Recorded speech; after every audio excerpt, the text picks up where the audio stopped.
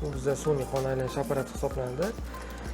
Qachonki katta jarrohlik amaliyotlarida shunga o'xshagan qo'shma muammolarda ham shum tikiladigan, ham klapan qopqoq almashtirishlari, ham aortani ko'tariluvchi qismi anevrizmalari bo'lgan holatlarda yurak jarrohligi amaliyoti vaqtida yurak hududida qonsiz maydon hosil qilish uchun foydalaniladi. Buning asosiy vazifasi yurak va o'pka faoliyati to'xtatilganda ularni vazifasini to'laqonli bajarib, inson hayotini saqlab berib turish vazifasini bajaradi.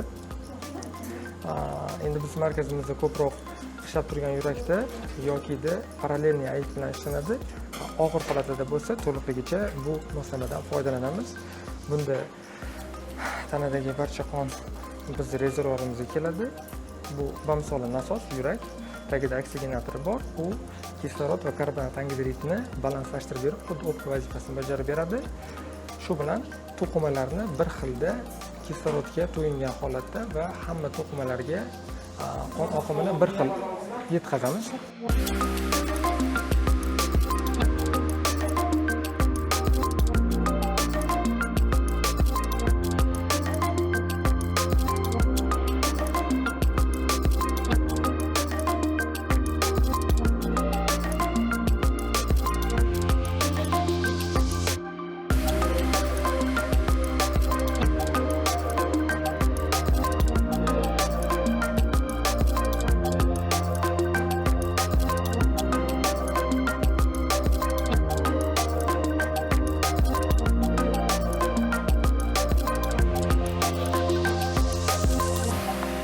Olmayni непосредственно klapanni qo'yib chiqamiz.